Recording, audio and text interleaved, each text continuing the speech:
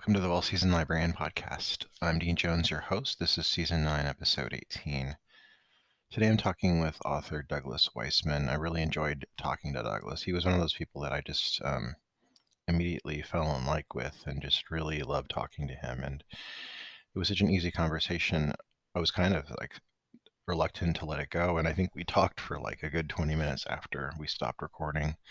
We talked for a good while before recording, so it was a very effortless interview. I almost feel like it was just more of two friends chatting instead of an interview. But I had a great time talking to Douglas, and he's a really wonderful writer. He so generously sent me a copy of his book, Life Between Seconds, and I was really happy he did because it was a really wonderful, uplifting, poignant book, and it had some great examples of wonderful writing in it. I can't talk about it enough. And we have a link to it in the bio, by the way, so you can get your own copy. Douglas is a graduate of the Master of Fine Arts programs in creative writing at the University of San Francisco. He is an award-winning travel writer, and he's published 8 novels spanning young adult and new adult and adult genres. He lives in Los Angeles with his gorgeous wife, fun-loving daughter, anxious dog, and indifferent cat. By the time you read this, he'll probably have another cat. I really enjoyed talking to Douglas, so I'm going to go ahead and take you to our conversation right now. And I got to say, too, he looks just like Paul Rudd. It's really weird because I felt like I was interviewing Paul Rudd. Here we go. Welcome to the Well Seasoned Librarian Podcast. I'm your host, Dean Jones. Today, I'm very excited to be talking with author Douglas Weissman, who is a graduate of the Master of Fine Arts programs in creative writing at the University of San Francisco. His latest novel, Life Between Seconds, was released November 15th, 2022. Douglas, welcome to the podcast. Thanks for having me. Happy to be here. Thank you. At what point in your life did you decide, you know what, I think I'm going to be a writer? Did you just have an epiphany or did you wrestle with it? I wrestled with it. I think there were 3 major points in my life when I made the decision, or at least knew that that's what I liked doing. The first time was in 2nd grade. I wrote a story and my teacher thought it was hilarious and had me read it in front of the class. And I really enjoyed it, but I never thought about being a writer. And then again, when I got to college and I was thinking, what can I do with my life? And what do I want to do with my life? But I also pushed it away because, of course, the critic is like, well, that's not a career. You're never going to make any money doing that. And then after I was finally committed to it, kind of the end of my university career. And I was like, okay, I'm going to apply for MFA programs. I'm going to commit to writing. And that was in about 2008, 2009, when I finally decided that that's what I was going to do. You just finished and put out your newest adult novel. Can you tell us a little bit about your non-adult novels in writing? Yeah. So I have a YA series called Deep Freeze, and it looks at a group of orphans from San Diego and the path they take after a post-apocalyptic event, where they then find a cruise ship and try to escape their lot in life, right? And see if they can kind of start anew. And it was actually a book package, and they came to me with the idea, an editor, publisher came to me with the idea, and I just fleshed it out. Took it out over 6 different books to see where I could take it, where all these characters went. And it was a really great learning experience for me, especially in how to write to a deadline. And when every book, so there were 6 books, and I basically had 6 weeks to complete the first draft of every book, and then another 2 weeks to do a revision per book. And so it was basically 2 months per book total to have it completely done. And it was very exciting. It was definitely a whirlwind. And then I also have Bad Connections, which was actually a larger series where they had 6 different authors do 1 book each, just in terms of the concept having a focus on freshman year of college and whatever you could think of. And I kind of modeled after my freshman year, where I went to a commuter school. I mean, I loved my school, but it was very close. I grew up close to it. So it was always some place that I never thought of as an actual good school, even though it has great programs. And it also has very aggressive squirrels. And so I put that into the story thinking like, well, this is just silly. But I liked that after writing such deep and kind of dark content with the YA series, it's all about, kind of Lord of the Flies-esque, how do you survive in a post-apocalyptic world, especially when you're a teenager. It was kind of fun to look at this really silly aspect of life with going to college with these aggressive squirrels always chasing you when you're trying to pass the quad. Are they gray squirrels by any chance? No, they're brown squirrels. They are, but they're just so they're brazen, and No, they're just, I've experienced brazen squirrels before. They can be yeah. little bastards. That's exactly it. I mean, if you have a bag of chips, they will not hesitate stealing that bag of chips out of your hands. They are just habituated to people, and I mean, there's apocrypha of like them falling from the trees and jumping on your head. I never saw that happen, but I wouldn't doubt it because those little bastards are hilarious as long as it's happening to someone else. We had a squirrel that was a real bully that was living near us, and we called him Don Squirrelione. That's so great. My wife loves squirrels, and she like leaves peanuts for them in our trees and things. And I think that I need to start naming them names like that. You have a new book out, and it's I'm kind of very excited to talk about it with you. Life Between Seconds. Now, to our listeners who have not heard about the book yet, can you tell us a little bit about the premise for the book? 100%. Life Between Seconds is about an unlikely friendship between a 70-something-year-old Argentinian woman and a 20-something-year-old American guy, and how their friendship actually saves them from their past traumas. It's a really deep look at friendship, about found family, about how traveling can work as both an escape and heal. And it's also about the way that we kind of run from our nightmares, expecting that to save us, but then at the same time realizing that we grow around grief at times and are unable to think of our lives outside of that grief. Like, who are we if we heal?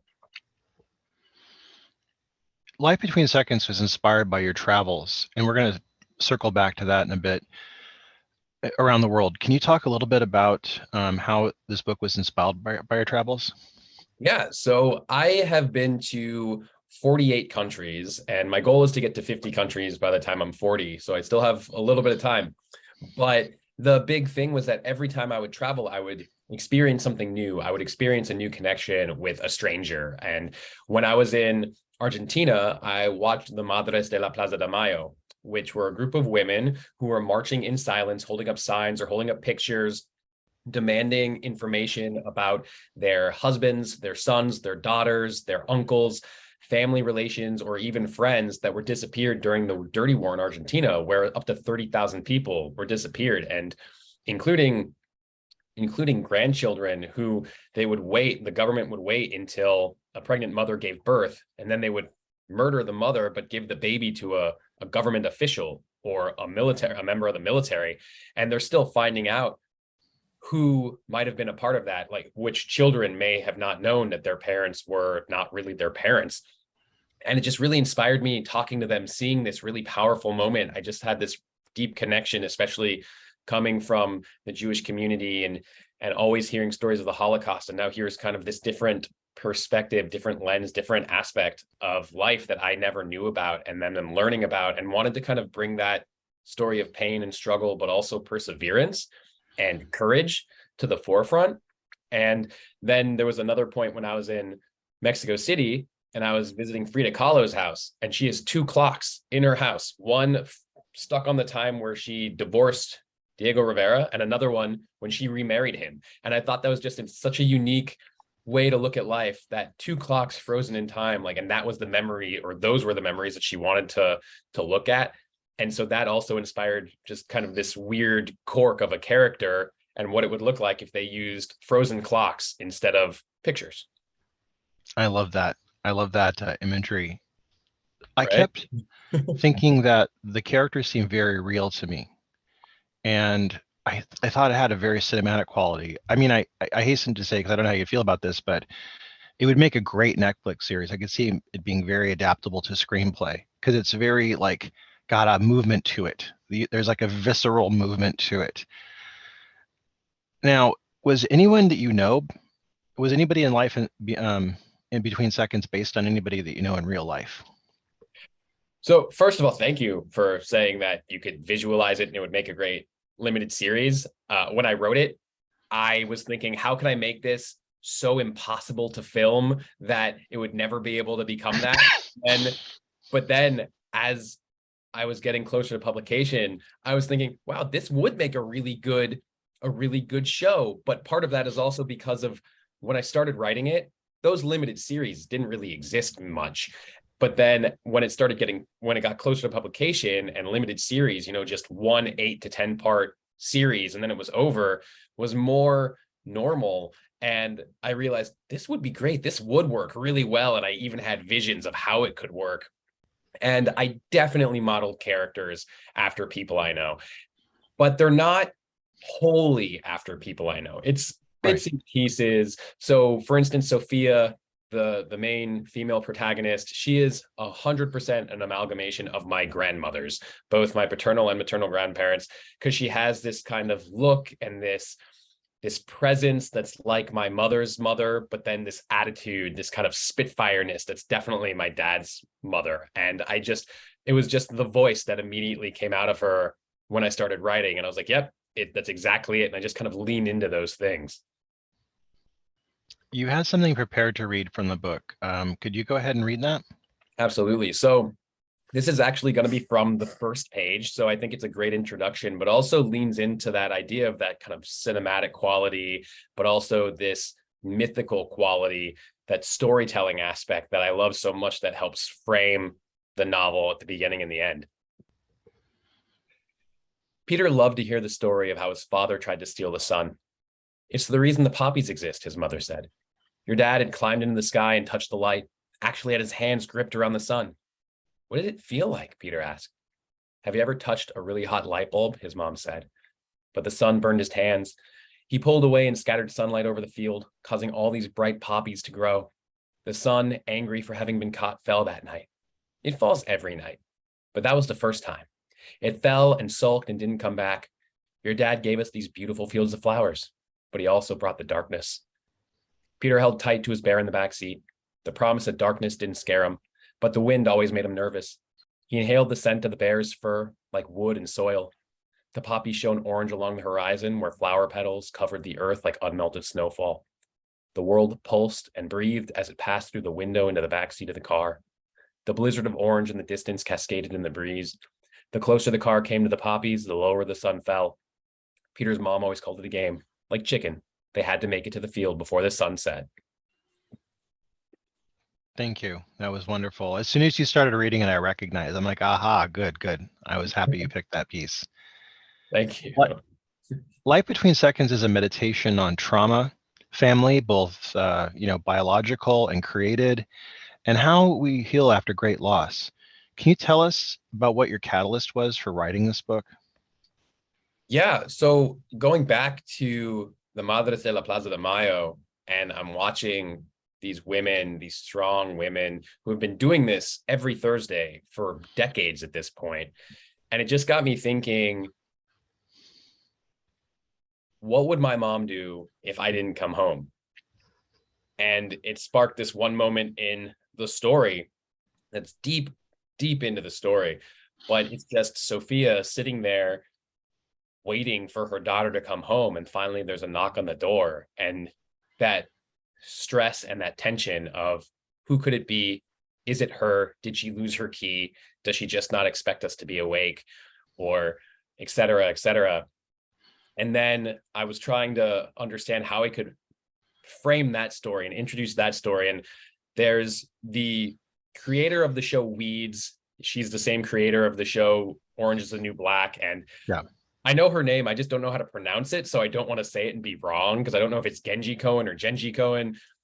But yeah, but it's she was once talking about the shows she creates and says that she uses upper middle class white women as Trojan horses so that people will be more comfortable learning about the side characters and these worlds that they might not initially want to step into.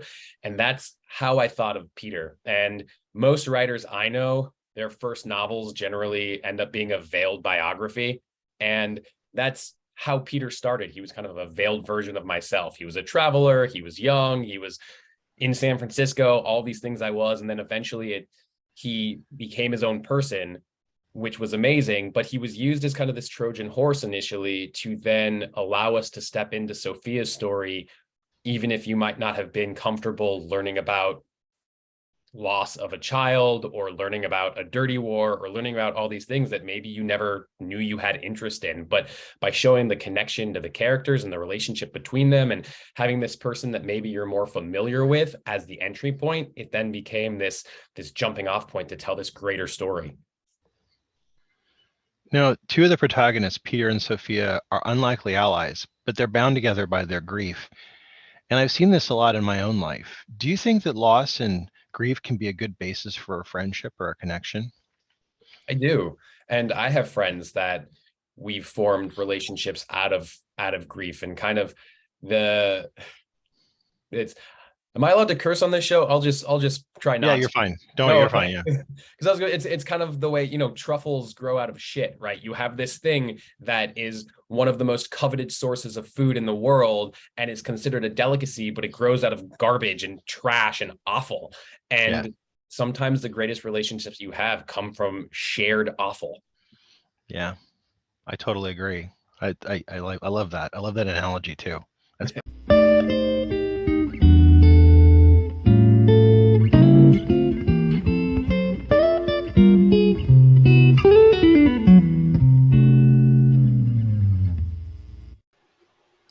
This episode is sponsored by Culinary Historians of Northern California, a Bay Area educational group dedicated to the study of food, drink, and culture in human history. To learn more about this organization and their work, please visit their website at www.chnorcal.org.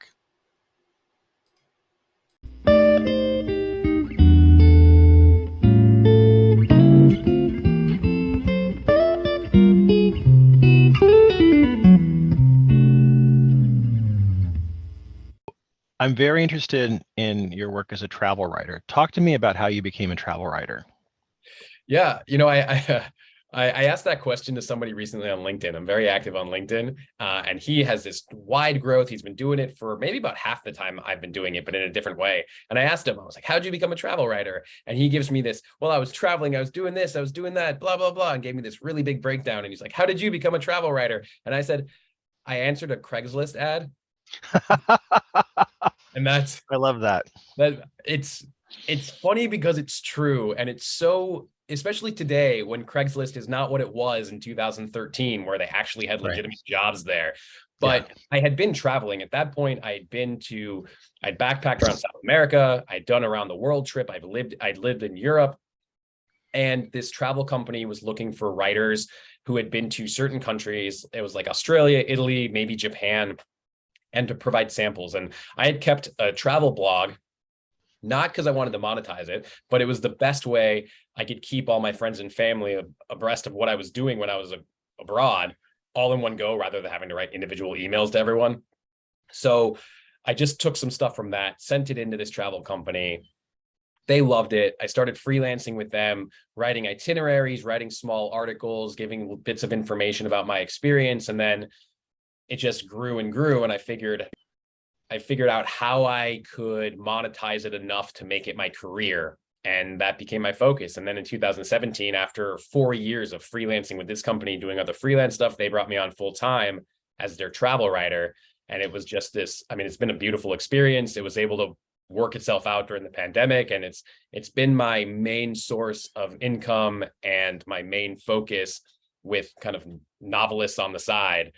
And it's something that I kind of pride myself on, that ability to make money in something that so many people are like, well, how does that happen? How does this? It's like this unique thing that I'm excited about.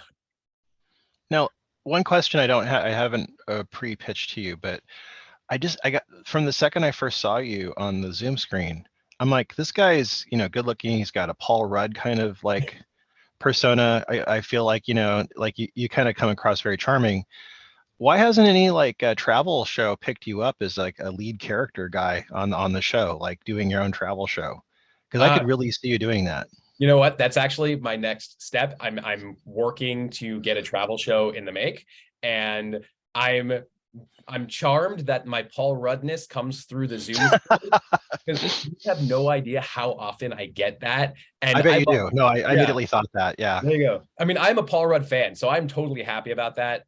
My wife and I knew each other in high school, and I make a joke that the only reason she liked me was because this Paul Rudd quality, and she had a crush on when he was Josh in Clueless. So I'm like, oh, there's the tie-in. So Yeah. Hey, I mean, he's a great guy, and if you're going to be compared to somebody, that's pretty good. Yeah. yeah. I could really see you having your own travel show because you got a great voice, you got a great presence. I really hope that happens for you because that seems like a natural thing. Thank you very much. I am working on that eagerly. So once it happens, you will be the third person I tell after my wife and my parents. Thank you. Thank you. I hope that I'm looking forward to that day. Now you teach creative writing, and I want to talk to you a little bit about this because, writing to me is such a challenge. And I think a lot of people struggle. I know so many people who are working on novels, who are working on, getting their writing going. How did you come to teach writing, and what has it been like for you? How did I come to teach writing? That's a really good question. There's this one thing I noticed about, I noticed this from the back end. So like now that I teach creative writing, and a lot of people will talk about why they want to get an MFA, and then they'll say, I want to teach. And the first thing that comes to my head is the fact that if you want to teach, you shouldn't get an MFA because MFA programs want to give MFAs to writers, not to teachers. So it's kind of this hard ecosystem to navigate. But I'm pretty sure I came to teaching. I mean, I love teaching, but it wasn't the thing that I wanted to do. I wanted to write. And for any program I know will not hire a teacher unless they have already published, right? So, and that might not be every program. It's just the programs that I know of. Yeah. And after I published the Deep Freeze series, I really was interested in teaching, not as the only thing, but just I love teaching. I love giving back. It also, for me, is a way to constantly re-engage with the fundamentals of writing, because my philosophy is know the rules so you can break them. And I learned that the hard way. I have made every wrong decision when it comes to writing, and I learned it the hard way. So, for instance, the write what you know, doing it too much and being like, oh, well, this isn't writing what I know, this is just regurgitating what I did during my day. Or, trying to show, not tell, but in the wrong moments. So like I'm explaining why this person or that the person walks a particular way, but why does that detail matter? If the detail doesn't matter, it shouldn't be in there. Or even applying to programs and using a templated form letter that doesn't explain why I want this specific program and then being rejected. Like these are just these are mistakes that I made, and then I want to show others so they don't have to make those same mistakes. But beyond having made those mistakes and then trying to explain to students that they shouldn't make those mistakes and how to not make those mistakes, it's also about sharing and wanting to share my stories and wanting to let others share theirs and to see how we can make our stories better. What advice do you have to give writers trying to find community the ability to do that? Oh, that is such a great question. And I still have trouble with that one. Community is the most important aspect of writing. And it seems so counterintuitive because writing is so solitary, but writing a book or writing short stories, like the act of writing is solitary, but writing a story is not solitary because you're getting it from somewhere, you're finding inspiration, you're actually doing something from which you're taking that inspiration and regurgitating it into something vibrant and new, and then trying to show it to somebody to see, am I telling this story the best way possible in a way that's coming across? Because one thing I always say to my students, and that I learned in my grad program, is that you can't stand next to your reader and whisper your meaning into their ear. So you have to get it all on the page. If it's not on the page, it doesn't matter. And a sense of community, whether it's from, say, you were in a grad program and you hold on to a few people from that grad program to continue sending stories to, or you step out and find libraries are a great place where people might post, having a writing group to go to, or maybe a reading group to go to. There are forums on Facebook, there are forums on Reddit. Or you can check out what the Gothers Writing Institute, and there are so many places, especially online now, that you can reach out to. But a sense of community is necessary, whether it's meeting once a week or you just send each other things online.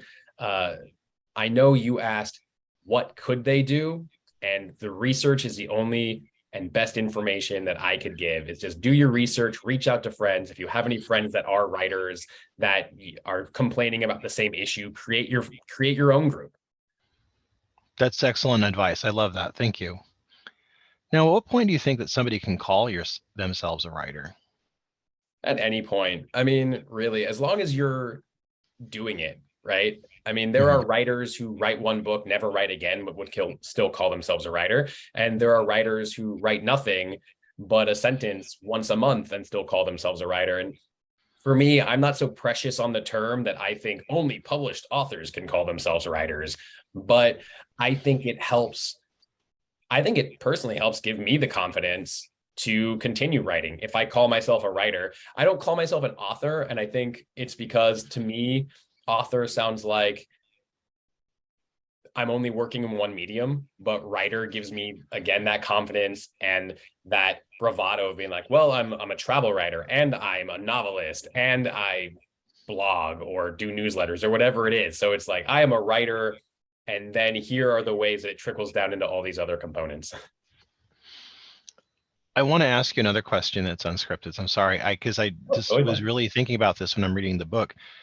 But I saw echoes of certain authors in your writing that I really enjoyed and people that I really like. I'm a big fan of Ray Bradbury, and I saw this little echoes of Bradbury here and there. And I want to ask you, who are your favorite writers? Who are the writers that really inspire you? Oh, I love that question. And that is such an honor that you found echoes of Ray Bradbury in there. And I just have to tell you this little aside about Ray Bradbury.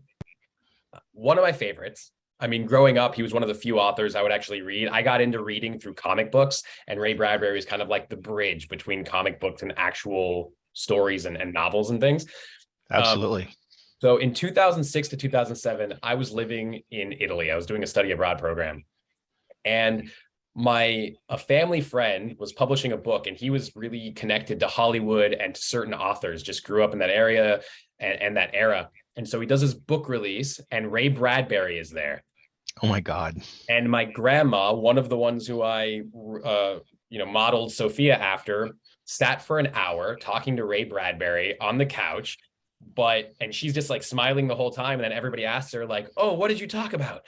And she was like, I don't know, because he was sitting on the left side and she was deaf in her left ear. So she was basically nodding along the entire time, having no idea.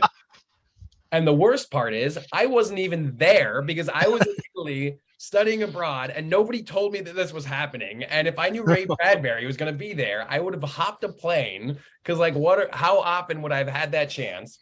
And then I think it was like a year or two later, he passed away. And I was just like, no. I love him. He's just exceptional. And there are definitely echoes of Ray Bradbury.